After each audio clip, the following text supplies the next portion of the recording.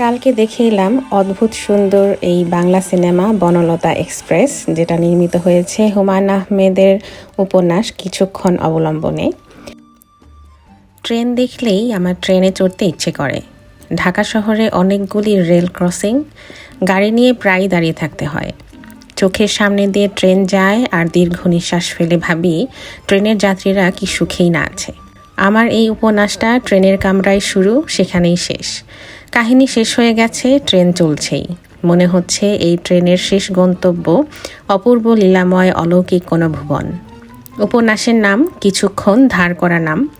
ধার করেছি আমার প্রিয় একজন লেখক বনফুলের, বলাইচাঁদ মুখোপাধ্যায় কাছ থেকে। হুমায়ূন আহমেদ, 7/2/2007। প্রত্যেকটা জিনিস A to Z সব কিছু তো আর কপি করে নিই, কিছু একটু ডিফারেন্ট হয়েছে, কারণ এটা একটা সিনেমা আর ওটা একটা বই।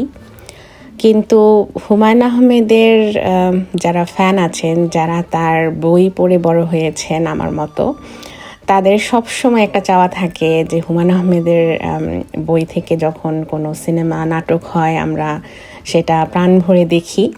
আরেকটা কথা বলবো, যেটা আমরা যারা বই পড়ি ফার্স্টে, তাদের কিন্তু এক্সপেকটেশন পূরণ করা খুবই কষ্টের একটা সিনেমা দিয়ে। কারণ হচ্ছে আমরা যখন বই পড়ি তখন আমরা আমাদের নিজেদের মতো ক্যারেক্টার, প্লেস সব কিছু ইমাজিন করি, কিন্তু সেম ওই রকম যদি আমরা সিনেমার পর্দায় ওইটা না দেখতে পারি তখন একটা ভালো লাগা কাজ করে না সিনেমার প্রতি। কিন্তু এই সিনেমাটা আমি বলবো আমার লাইফের মনে হয় বেস্ট বাংলা সিনেমা আমার দেখা। গল্প থেকে যে এত সুন্দর সিনেমা বানানো যায় সেটা আসলেই চমৎকার একটা কাজ করেছে যারাই সিনেমাটা বানিয়েছে। আর আমরা হচ্ছে লন্ডনে থাকি, সেখানে প্রচুর বাঙালি মানুষ থাকে। আমি খুবই খুশি যে বনলতা এক্সপ্রেস লন্ডনে এসেছে আর আমরা দেখতে পেরেছি। যারা এখনও দেখতে পারেননি বা দেখতে চাচ্ছেন বা দ্বিধায় আছেন, আমি বলবো কোনো দ্বিধা নেই, আপনারা নিঃসংকোচে পুরো ফ্যামিলি নিয়ে দেখতে পারেন, বাচ্চা থেকে বুড়ো সবাই। খুব সুন্দর একটা সিনেমা, মিস করার মতো না। মিস করলে পরে হয়তো কোনো অনলাইন প্ল্যাটফর্মে দেখতে পারবেন। হলে দেখার যে মজাটা সেটা থেকে কিন্তু পিছিয়ে যাবেন।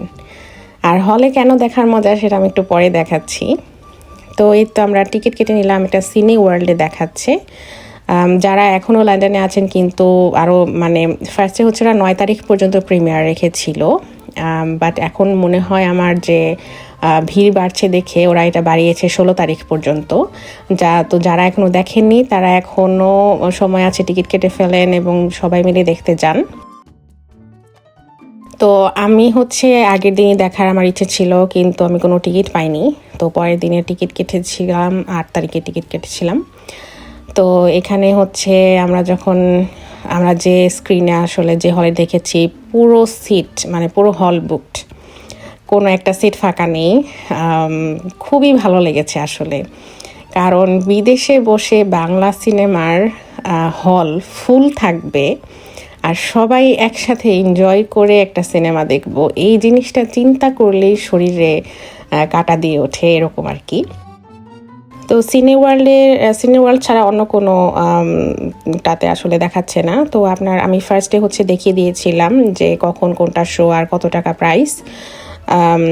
তো আপনারা ওদের ওয়েবসাইটে যে টিকিট কেটে নিতে পারেন।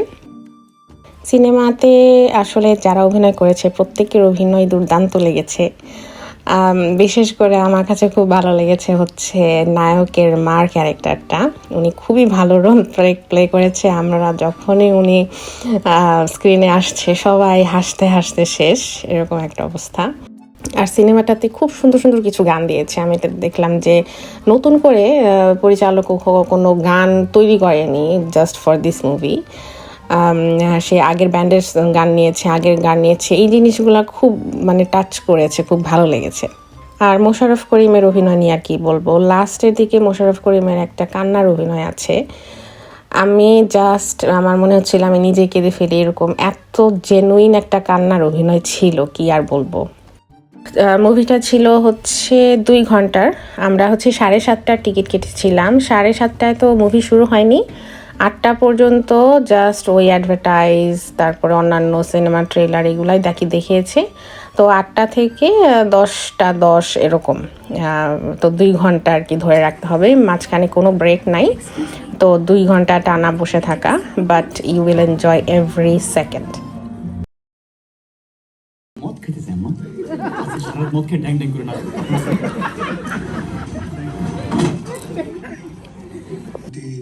তোমার পরে ঠেকাই মাথা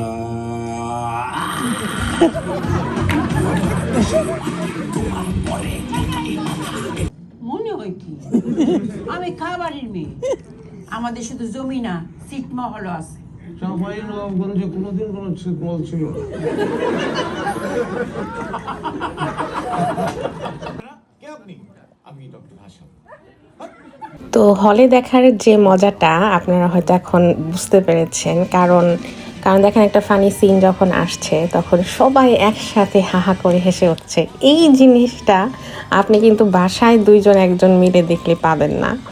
আমি এই জিনিসটা খুবই এনজয় করেছি, আর কারো বিষয় জানি না, বাট আমি এর আগে কখনো যতবারই আমি হলে সিনেমা দেখেছি এইরকম মানে একসাথে যে সবাই হেসে এনজয় করে একটা সিনেমা দেখবো, এইটা আমি কখনো দেখিনি। তো বাংলা সিনেমার মানে এত ভালো হয়েছে, আগে কিন্তু বাংলা সিনেমা দেখতেই চাইতাম না এরকম অবস্থা। আর এখন একটু ওয়েট করি যে আচ্ছা ঈদের মধ্যে সিনেমা আসবে, দেখি কী কী সিনেমা আসছে, কী কী নতুন গান আসছে এরকম। তো এই জিনিসগুলো খুবই ভালো লাগে। দুইটা গাড়ি আমাকে একটু মনে করিয়ে দাও তো, যে কোনো দুইটা গাড়ি। আমি এক কাজ কর, তুই গুখা 3 দিনের বাসি গুখা, তারপরে নীল নীল মোটা মোটা মাছি উড়ে বেড়াচ্ছে, সেই গুখা মাছি সহ খা, কটকট কোনো শব্দ হবে, ক্রিসপি গু। দেখেন কি পরিমাণ মানুষ বের হতেই আছে এরকম। আমার মনে হয় সিনেমা হল যদি আরো বাড়াতো বা আরো বড় হতো, আরো মানুষ হতো আর কি। যাই হোক, আমরা যেটুকু পেয়েছি সেটুকুই ভালো। আর এই পুরো সিনেমাটাতে আমি বলবো 1টা সেকেন্ডের জন্য আপনি বোর হবেন না। মানে আপনি হয়তো চিন্তা করছেন যে আচ্ছা 1 সেকেন্ডের জন্য আমি একটু ফোনটা একটু দেখি, দেখা গেল যে 2 সেকেন্ডে কিছু একটা হয়ে নতুন একটা কিছু ঘটে গেছে এরকম। আপনার বোর হওয়ার কোনো চান্স নাই। আর হয় কি মানে একটা ক্যারেক্টারে বেশিক্ষণ থাকে না, আবার ঝট করে অনেকটা ক্যারেক্টারে চলে যায়। আর এত মিক্স ইমোশন এই মুভি পুরোটাতে। গল্পের বইটাতেও এরকম ছিল, কিন্তু গল্পের বইয়ের চেয়ে আমরা যখন এটা নিজের সামনে দেখেছি তখন জিনিসটাকে আরও বেশি রিলেট করতে পেরেছি, আমার যা মনে হয়েছে। কারণ হচ্ছে আপনি ধরেন একটা ফানি কোন একটা সিন চলছে, হঠাৎ করে আবার একটু ইমোশনাল কিছু, আপনি ইমোশনটা বেশিক্ষণ ধরে রাখতে পারবেন না, কারণ পরের সেকেন্ডেই আবার কোন একটা ক্যারেক্টার এমন কিছু একটা বলছে যে আপনি আবার সবাই হো হো করে হেসে দিচ্ছেন। খুবই সুন্দর একটা সিনেমা। যদি এরকম ভালো না লাগতো আমি কখনোই এত বড় একটা ভিডিও বানাতাম না। আর যেহেতু আমি একজন হুমায়ুন আহমেদের বই পড়ে বড় হওয়া মেয়ে, আমি জানি সবারই একটা সফট স্পট থাকে হুমায়ুন আহমেদের বইয়ের জন্য, তার লেখা গল্পের জন্য। সেই গল্পের জাদুকর বইটা কিন্তু এক জায়গা নিয়ে করা না, একটা ছোট্ট একটা ট্রেনের মধ্যে, একটা জার্নির মধ্যে এতগুলা পরিবার, এতগুলা ক্যারেক্টারের জীবনের গল্প তুলে ধরাও একটা খুবই কঠিন একটা বিষয় যেটা উনি করেছিলেন। তো আপনারা যারা দেখেছেন লন্ডনে, দেশে, বাংলাদেশে বা আমেরিকায়, কানাডায়, যে দেশ থেকেই যারা দেখেছেন আমাকে জানাতে পারেন আপনাদের কেমন লাগলো সিনেমাটা। আর যারা এখনও দেখেননি, আপনাদের যদি সুযোগ থাকে আপনারা অবশ্যই দেখে নেবেন। তো এই তো ছিল আমার ছোট একটা ভিডিও, কেমন লাগলো আমাকে জানাবেন। এই তো, থ্যাংক ইউ ফর ওয়াচিং।